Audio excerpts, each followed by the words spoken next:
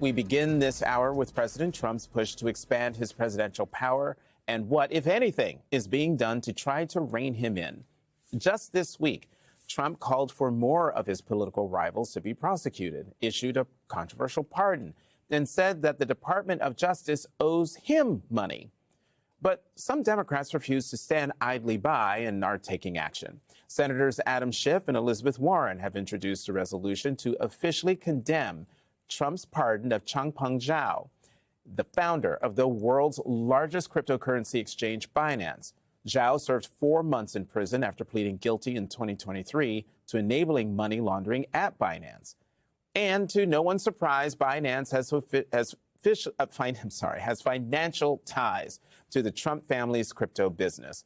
Meanwhile, in the House, Democrats have launched a probe into Trump's demands for the Justice Department to pay him up to $230 million as a potential settlement for previous investigations into his conduct. The ranking members of the House Judiciary and Oversight Committees sent a letter directly to Trump requesting that he hand over documents and information to their committees. One of those Democrats, Congressman Jamie Raskin, ranking member of the House Judiciary Committee, joins us now. Congressman Raskin, as always, thank you very much for coming to the weekend and being on set. Now, what makes you think you're going to get those documents and things from President Trump on this? Well, he's asking for $230 million from the taxpayer, so we don't think that this can just be some kind of backroom sign-off operation. At least want to see an invoice. Well, yes, we'd like to see some documentation of some of it. I mean, parts of it are just patently ridiculous, like asking for $85 million in punitive damages against the federal government. You can't get punitive damages against the federal government. It's against the law. It's written into the Federal Tort Claims Act that you can't get it. But the whole thing is preposterous because he's asking for $230 million based on the execution of a judicial search warrant at Mar-a-Lago. Remember when he had been concealing all the classified documents, refusing to turn them over, turn some over, try to get them all back and so on. How is he injured? The Tort Claims Act is about people who are violently injured, physically injured, or killed by the government. He wasn't there.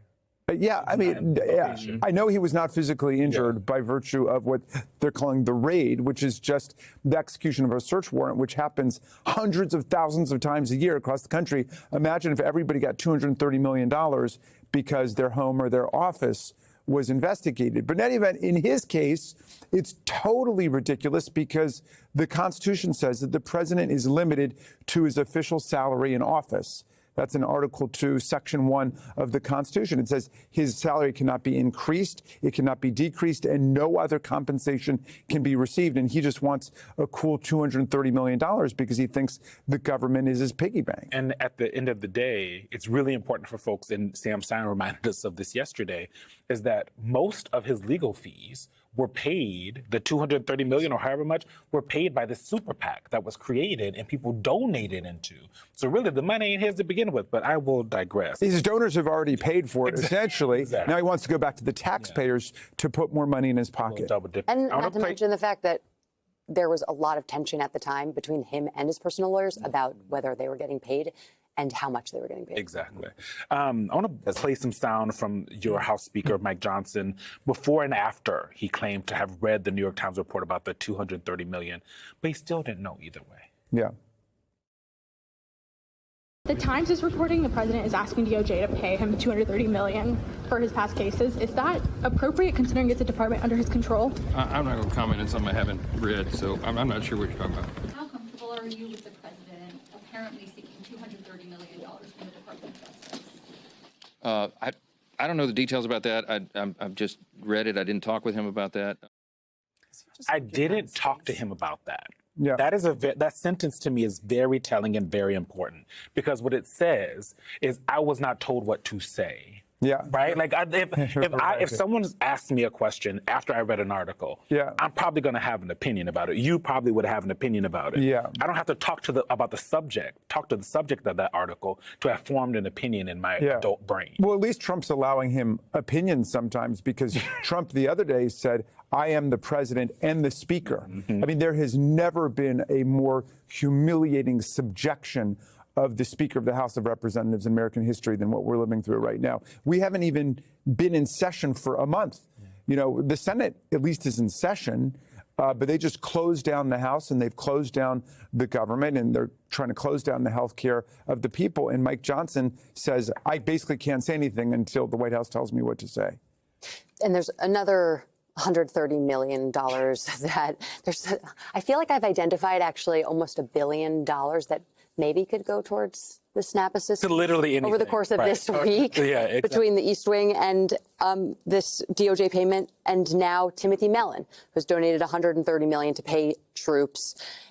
Timothy Mellon is, as the New York Times reported, a reclusive billionaire, a major financial backer of Trump, and is the anonymous donor who gave this money to the U.S. government to help pay the troops during the shutdown. What are House oversight Democrats doing about this roundabout, unprecedented way of... And possibly illegal. Right. And politically, and I mean, if we're being very clear, very politically expedient donation for Well, the first thing is that the only appropriations of money from the federal government that are allowable come from Congress. Only Congress can appropriate money. So if somebody gave us $500 billion or gave Trump $500 billion, he'd have to turn it over to the U.S. Treasury, and the appropriation is only lawful if it comes from Congress. But look, the bottom line is what we're saying to the billionaires of America is pay your taxes. Like everybody else pays their taxes, pay your fair share, and no, you can't buy off little pieces of the government. We'll take care of paying for the White House. And Congress should be deciding, not the president, what federal buildings are going to be, because we are the lawmaking branch of government in Article 1. But that's the way things work on Earth 1, yes, Congressman. But it seems like we are all living. The president lives on Earth 2, Earth 42, and we're just going along for the ride. What, if anything, can you do to stop this? Yeah. Is it that we have to wait until the elections of 2026, assuming they happen and assuming Democrats take the majority, in order for Congress to reassert itself? Well, at least I should say the House at least reassert itself as a co-equal branch of government? Fundamentally, yes, because Mike Johnson won't do it and Thune won't do it. They're not interested in standing up for Congress as a branch, which is what the framers of the Constitution predicted would happen. They weren't predicting political parties carving up the government. They thought that people in Congress would stand up for the legislative voice of the people against the president, but that is not happening. So we've got to take Congress back. Meantime, we're involved in a whole lot of litigation to stop this reign of lawlessness and torture of our basic institutions and constitutional values. But what is the plan for House Democrats if you guys take back the majority next year? I mean, we know when Republicans took the majority a few years ago, James Comer, Jim Jordan, they came in, they had the Committee on the Weaponization of Government. They staffed up. They hired tons of investigators. They brought in as many lawyers as possible. What are the committee's plans exactly next year when you do have the power of the subpoena? Well, I mean, I don't want to get ahead of ourselves in terms of specifying, like, he said he wasn't going to tell us to the spring. Our top 5 items are... But no, we're going to ask you every time you come on. No, it is very much within our agenda to restore the rule of law and to try to fight for a justice. But what does that look like? Well, it means that the Justice Department will not be weaponized the way it's being weaponized. It will not be monetized in the way it's being monetized for the president, and it will not be used to prosecute the political foes of the president, in his view. The Department of Justice will be held to account for following the law and following the Constitution. Why didn't Democrats codify those things when you had the majority? Specifically, anything after 2016, and after the first Trump presidency, right? Like there is a world in which when you guys got the gavel, right? There was House Speaker Nancy Pelosi, President Biden, Chuck Schumer as the majority leader. That you guys did the same thing they did after Reagan or after Nixon, excuse me, and codified some actual law about what a president can and can't do. Well, I knew it. I mean, you'll recall when we won the presidency back and we had a Democratic administration, we were fighting for actual progress for our people. So the Bipartisan Infrastructure Act, you know, I sat there for 4 years under Donald Trump. We had Infrastructure Week, Infrastructure Month, Infrastructure Barbecue. We just never had a bill, and we did it, and we were We fought for a greater than $1 trillion investment in the roads, the highways, the ports, the airports, rail, trail, cybersecurity, all of that stuff. At the same time, we were fighting to vindicate, for example, the Foreign Emoluments Clause, right? Not something that is of as immediate importance as healthcare to the people or infrastructure, but very important. And that's precisely the kind of thing that the Republicans are able to use their power in the Senate to block. They didn't want to see that.